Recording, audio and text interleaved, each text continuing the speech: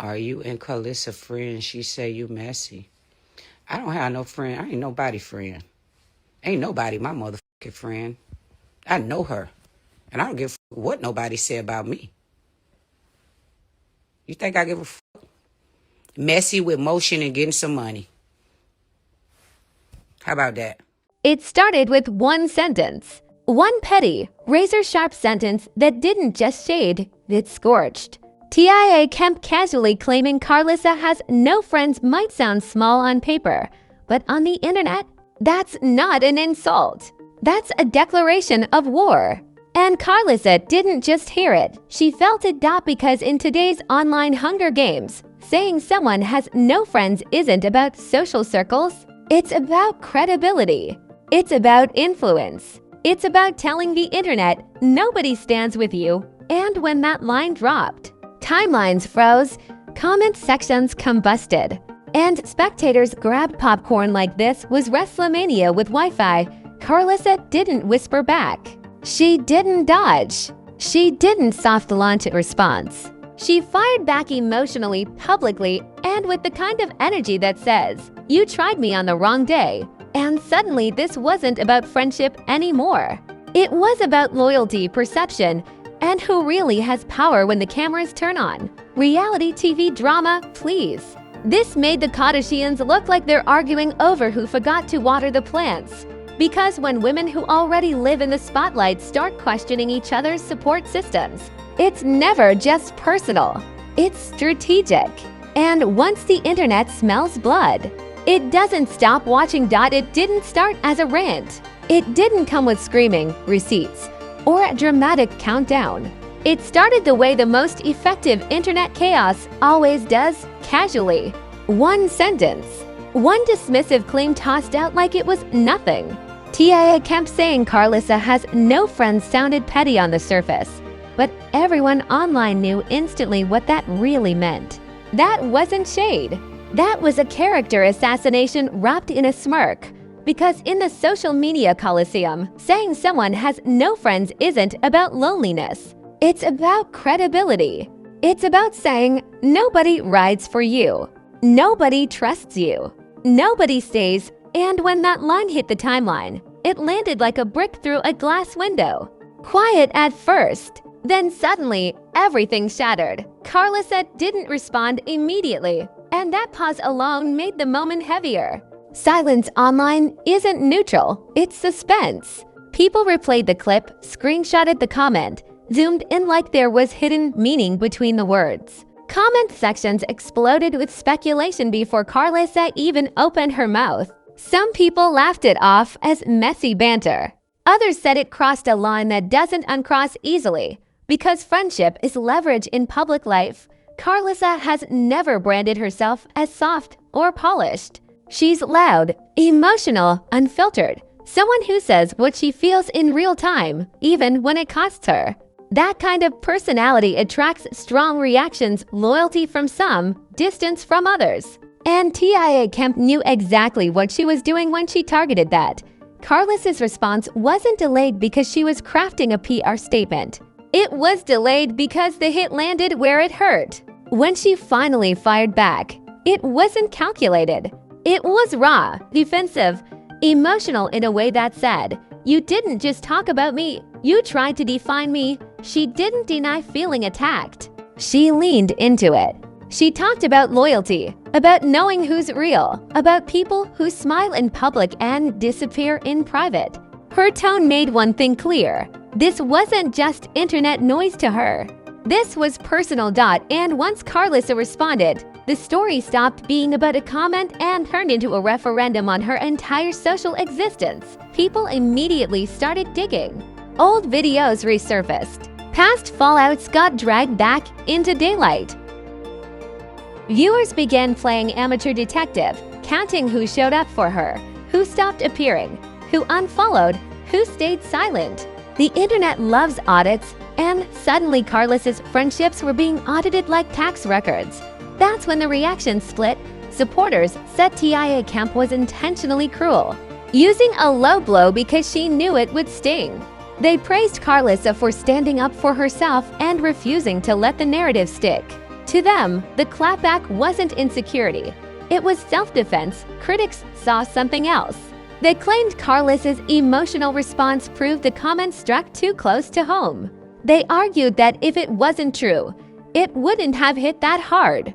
And the more Karlissa spoke, the more they dissected her tone, her wording, her pauses. As if emotional expression itself was evidence, neutral viewers pretended neutrality while refreshing the page every few minutes. The sarcasm online was vicious. Memes joked about friendship scoreboards and loyalty leaderboards. Tweets compared the situation to high school cafeteria politics without consequences. Some people laughed. Some people cringed. Some people quietly wondered how brutal it must feel to have your support system questioned in front of millions. Because that's the part people don't like to admit. When someone publicly claims you have no friends, they're not just insulting you, they're inviting everyone else to prove them right.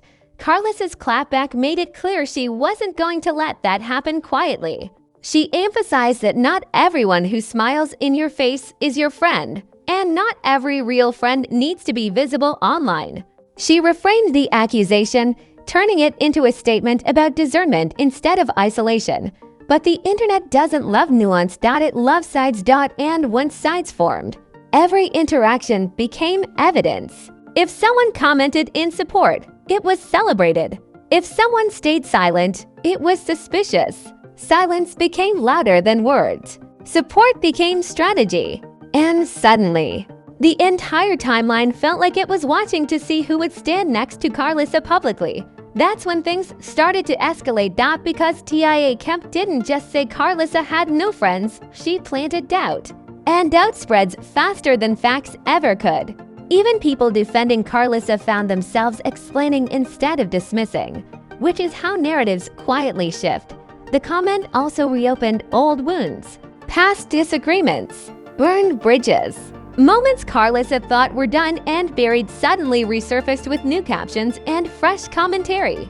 The internet has no respect for timelines. Everything is always current if it fits the narrative. Karlissa's emotional honesty worked in her favor with some viewers. They saw vulnerability. They saw pain. They saw someone reacting like a human being, not a brand. Others saw instability. They saw someone rattled by a single sentence. The same reaction created two completely opposite interpretations, and that's where things became dangerous. Because when perception splits like that, truth becomes irrelevant. The loudest version wins. This stopped being about friendship and started being about power. About who gets to define who. About whether someone's value can be measured by visible alliances. And once that conversation starts, it doesn't end quickly or cleanly. Karlissa wasn't just defending herself anymore. She was defending her identity against a narrative she didn't create but was being forced to answer for. And the internet wasn't done watching, because once a comment exposes a nerve, people keep pressing it. They wait for the next response, the next slip, the next moment that can be twisted into confirmation. This wasn't shade anymore. This wasn't petty drama. This was the opening act of something much louder, and what followed turned one sentence into a full-blown spectacle that dragged everyone watching into the mess whether they wanted to be there or not. By the time Karlissa's clapback hit the timeline, the internet had already decided this wasn't just a moment, it was a full-blown saga. What started as a petty jab had transformed into a loyalty Olympics, complete with spectators, scorecards, and people loudly claiming they were neutral while clearly keeping track of who stood where. The insult had legs now, and it was running laps through social media with no intention of slowing down. Memes arrived first, because memes always beat logic to the scene. Screenshots of Karlissa's responses were slapped with captions about friendship audits and loyalty checks, turning a personal issue into a running joke. People laughed, reposted, and tagged friends without realizing they were helping lock a narrative into place. Humor didn't soften the situation, it preserved it, freezing the insult in digital amber for everyone to keep revisiting. Influencers jumped in almost immediately, drawn by engagement like moths to a ring light. The neutral disclaimer came out fast. usually followed by long explanations that absolutely chose a side. Therapy-style language flooded the discourse, with words like boundaries, abandonment, emotional triggers, and patterns being tossed around by people who learned them from TikTok captions. Once gossip starts borrowing psychological vocabulary, it stops sounding like opinion and starts sounding like judgment. And judgment sticks far longer than facts. That's when the conversation shifted from Karlissa and TIA Kemp as individuals to a broader debate about what friendship even means in public life. Does support have to be visible to be real? Or does silence automatically equal betrayal? Who gets to define loyalty? The person living the relationship or the audience watching from their phones? These questions didn't bring clarity, but they gave people permission to argue with confidence. Comment sections turned into digital courtrooms with no judges and unlimited prosecutors. Everyone had a theory, and everyone believed their theory was backed by context. Old clips were stitched together, timelines rearranged, and past interactions reframed like evidence in a true crime documentary. The confidence was overwhelming, even when the proof was non-existent. Celebrity-adjacent reactions made everything messier. Not direct statements, but subtle signals, likes, comments that appeared and disappeared. The internet reads those movements like classified intelligence. When certain people didn't publicly defend Karlissa, silence was treated as confirmation. When others showed support, it was labeled a calculated alliance. No action was neutral anymore. TIA Kemp's lack of immediate clarification only added fuel to the fire. To some viewers, her silence felt intentional and strategic. To others, it felt like confidence. Either way, it kept the tension alive and allowed speculation to keep growing unchecked. The absence of explanation became part of the story. Karlissa continued speaking, but not in a polished or coordinated way. Her responses came in emotional bursts, very on-brand and unapologetically raw. She doubled down on her message about discernment and the difference between proximity and loyalty. Supporters saw strength and honesty in her words, while critics heard defensiveness. The same sentences kept producing opposite reactions, deepening the divide. Pop culture comparisons exploded across the timeline. People joked that this drama made reality TV reunions look scripted. Others said it felt like a high school group chat with health consequences. Some claimed it was reality television without editors, which is when things always get uncomfortable. The comparisons weren't just jokes, they framed the conflict as entertainment, making it easier for people to stay invested. At some point, the focus shifted again. The conversation stopped being about whether Karlissa had friends and started being about why the accusation worked so easily. Why did so many people find it believable? Why did it spread so fast? That question cut deeper than the insult itself because it pointed toward perception rather than truth. The uncomfortable answer was that Karlissa's public persona made the claim easier to accept. Loud, emotional, confrontational energy often gets mislabeled as isolation. Not because it's accurate, but because it fits a stereotype the internet already believes. And once a narrative aligns with an existing stereotype, it spreads without resistance. Defenders pushed back hard, calling out that bias and reminding people that being outspoken doesn't mean being alone. They argued that being selective about relationships isn't the same as being abandoned. But even those defenses required explanation, and explaining is how narratives gain more oxygen instead of disappearing. As the debate raged on, the audience waited. They waited to see who would speak next, who would publicly align, and who would stay silent. Silence became suspense, and support became spectacle. Every interaction felt loaded with meaning. Whether it was meant to be or not. By then, it was obvious this wasn't cooling down. It was escalating. The insult had evolved into a symbol, shorthand for bigger questions about loyalty, likability, and public worth. And once a story reaches that stage, it stops being about resolution and starts being about fallout. The tension wasn't going anywhere. It was just waiting for the consequences to catch up. When the noise finally dipped from a scream to a steady background buzz, that's when the real damage started showing up. Not the kind that trends for 24 hours and disappears behind a fake apology and a distraction headline, but the slow and comfortable kind that changes how people look at you even when they stop talking about you. Karlissa didn't wake up canceled. She woke up questioned. And in internet culture, that's far more dangerous, not because cancellation is loud and temporary. Doubt is quiet and long-lasting. The aftermath didn't arrive with dramatic announcements or public fallout. It crept in through hesitation, conversations that suddenly felt careful, invitations that quietly stopped coming, messages that got left unread longer than usual. Nobody said her name directly, but the pause was loud enough to hear. When a public figure becomes controversial in this specific way, people don't rush to abandon them, they wait to see who else moves first. Public perception fractured in a way that couldn't be stitched back together cleanly. Some people continued to see Karlissa as outspoken, emotional, and real in a way that felt refreshing. Others started seeing her through a colder lens, shaped by the accusation that had been planted. Not chaotic, but difficult. Not passionate, but exhausting. That single shift in framing rewrote the way everything else was interpreted. Every move Karlissa made after that felt heavier. A laugh looked forced. A rant looked unstable. A calm moment looked rehearsed. Even silence became suspicious. She wasn't just reacting anymore, she was being analyzed. And once the audience starts analyzing instead of empathizing, sincerity becomes a performance whether you want it to or not.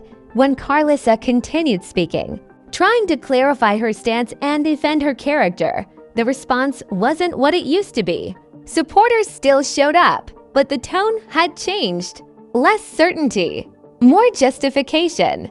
Defending someone becomes harder when the conversation shifts from facts to trust, because trust is subjective and impossible to prove on a timeline. Critics, on the other hand, grew bolder. The more Karlissa spoke, the more her words were dissected. Tone was scrutinized. Timing was questioned. Even her emotions were debated.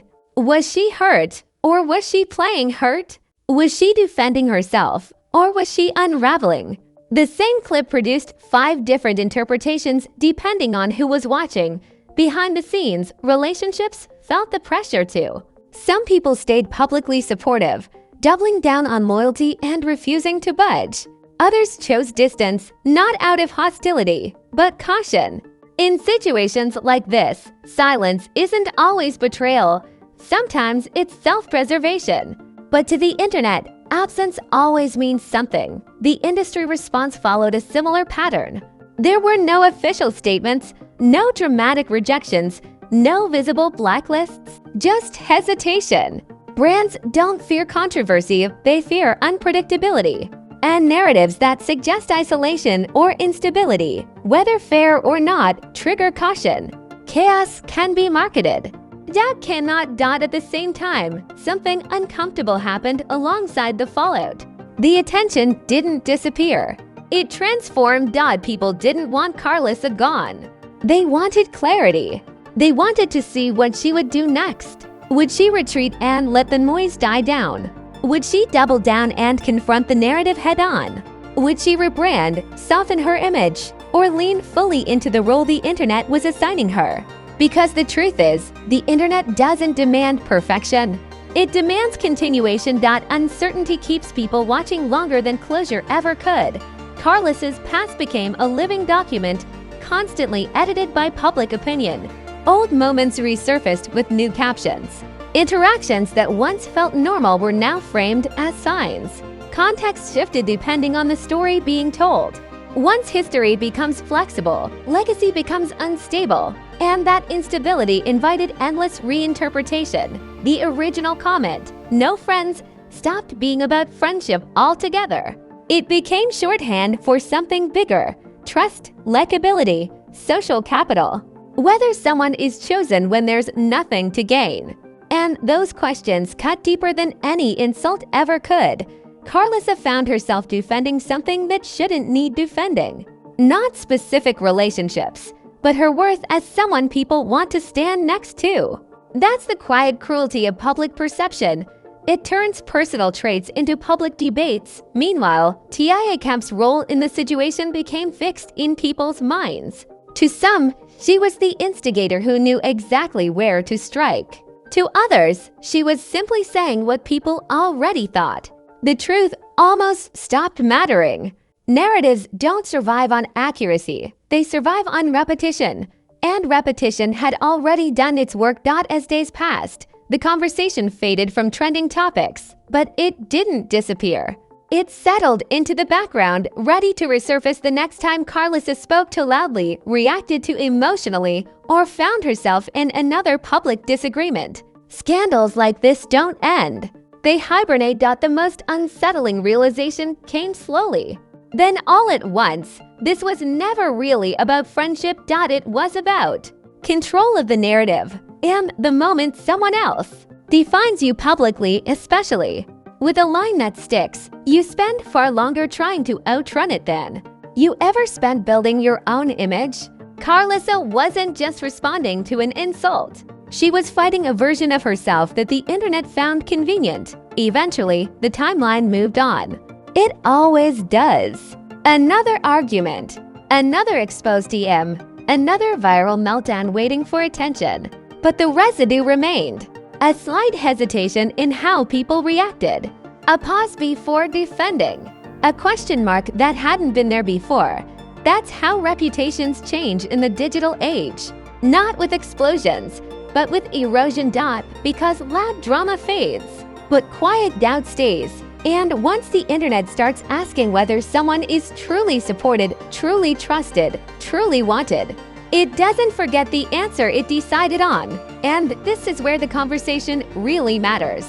Because if you think this drama ends with one comment and one clap back, you clearly haven't watched the internet long enough. These stories don't disappear, they evolve. One sentence turns into a storyline, one reaction becomes a personality trait, and suddenly everyone's an expert on loyalty, friendship, and who deserves to be supported. So now it's your turn. Jump into the comments and say it loud. Jump into the comments and say it loud.